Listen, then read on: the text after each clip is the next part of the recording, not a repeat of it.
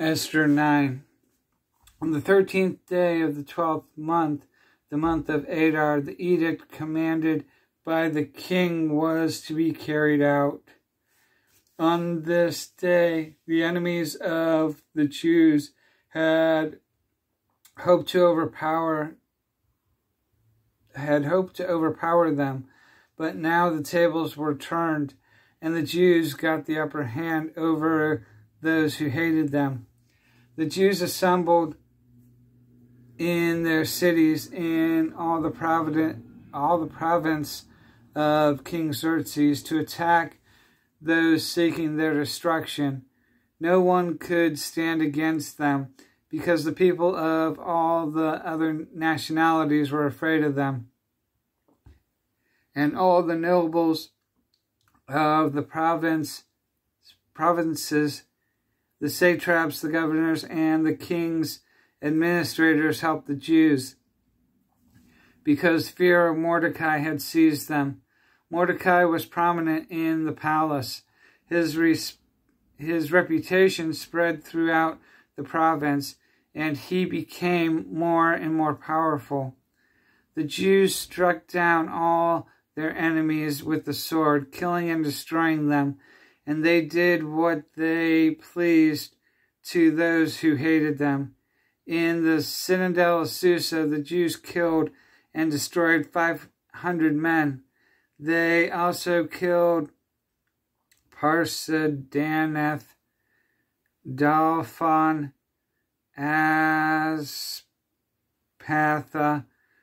Poratha, Adalai, Ardatha, Parmasheth, Araza, Arida, and Verzaeth, the 10 sons of Haman, son of Hammedath, the enemy of the Jews. But they did not lay their hands on the plunder.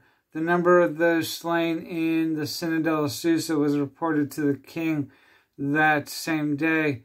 The king said to Queen Esther, "The Jews have killed and destroyed 500 men and the 10 sons of Haman in the citadel of Susa.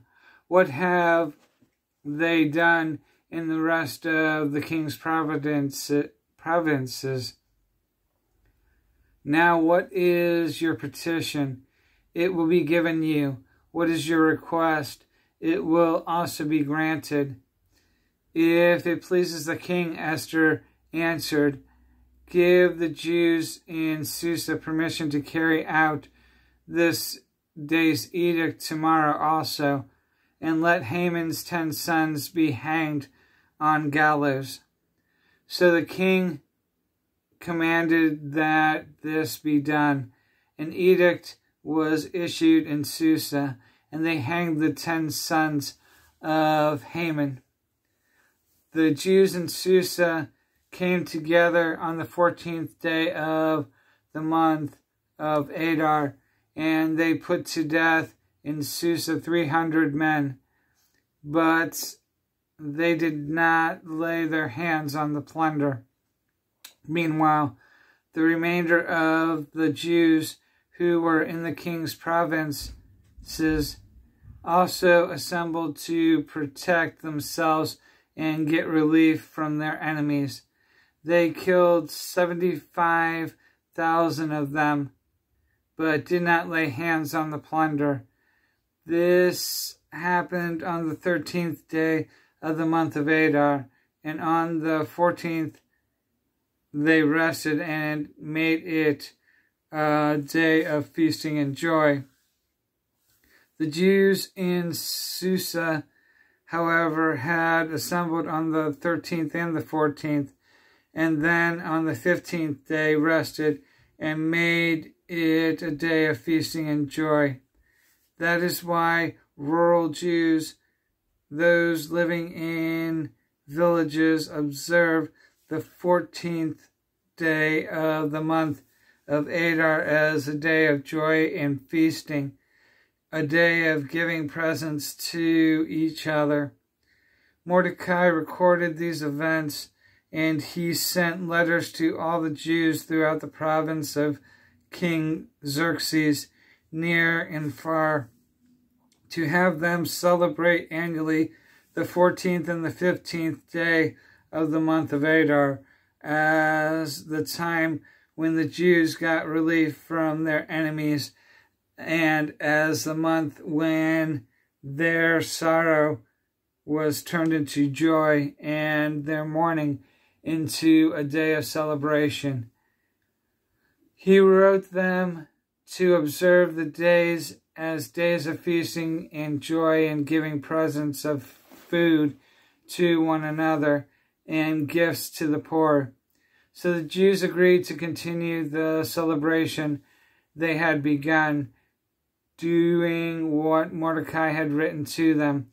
For Haman, son of Hammedatha, the Agagite, the enemy of the Jews, had plotted against the Jews to destroy them, and had cast the pur, that is the lot, for their ruin and destruction.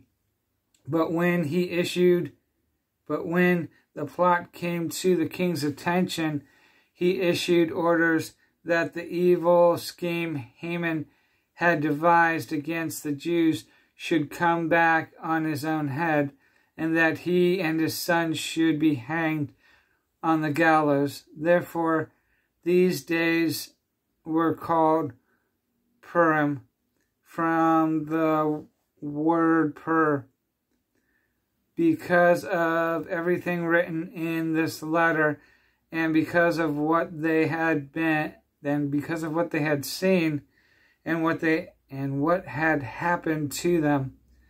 The Jews took it upon themselves to establish the custom that they and their descendants and all who join them should without fail observe these 2 days every year in the way prescribed and at the time appointed. These days should be remembered and observed in every generation by every family and in every province and in every city.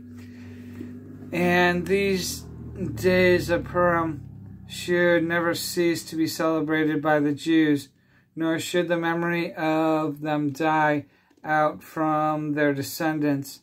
So Queen Esther, daughter of Abihail, along with Mordecai the Jew, wrote with full authority to confirm this second letter concerning Purim.